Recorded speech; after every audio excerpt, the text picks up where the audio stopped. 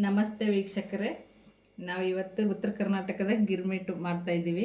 ಅದಕ್ಕೆ ಬೇಕಾಗಿರುವಂಥ ಪದಾರ್ಥಗಳು: 1 ಕಪ್ ಕ್ಯಾರೆಟ್ ತುರಿದಿಟ್ಕೊಂಡಿದ್ದೀವಿ, 1 ಕಪ್ ಶೇಂಗಾ ಬೀಜ ಹುರಿದಿಟ್ಕೊಂಡಿದ್ದೀವಿ, ಒಂದಿಷ್ಟು ಸೇವಾ ರೆಡಿ ಮಾಡಿಟ್ಕೊಂಡಿದ್ದೀವಿ, ಈರುಳ್ಳಿ, ಮೆಣಸಿನ್ಕಾಯಿ, ಕೊತ್ತಂಬರಿ, ಕರಿಬೇವು, ಮಸಾಲ ಮನೇಲಿ ಮಾಡಿರ್ತಕ್ಕಂಥ ಮಸಾಲಗಳೆಲ್ಲ ರೆಡಿ ಮಾಡಿಟ್ಕೊಂಡಿದ್ದೀವಿ. ಈಗ ಮಾಡೋಣ ಫ್ರೆಂಡ್ಸ್. ಕರಿಬೇವೆಲ್ಲ ಚೆನ್ನಾಗಿ ಸಣ್ಣಗೆ ತುರಿದಿಟ್ಕೊಂಡು ಹಾಕಬೇಕು.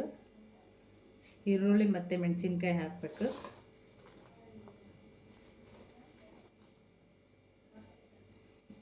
ಇದು ಸಕ್ಕರೆ, ಇದು ಮಸಾಲೆ ಖಾರ, ಇದು ಉಪ್ಪು, ಇದು ಅರಿಶಿನ, ಇದು ಖಾರದ ಪುಡಿ. ತುರಿದಿಟ್ಕೊಳ್ತಂಥ ಕ್ಯಾರೆಟ್ ಹಾಕೋಣ.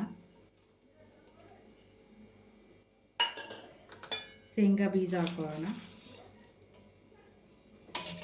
ಆಮೇಲೆ ಚೆನ್ನಾಗಿ ಕಲಿಸ್ಕೊಂಡ್ಬಿಡೋಣ.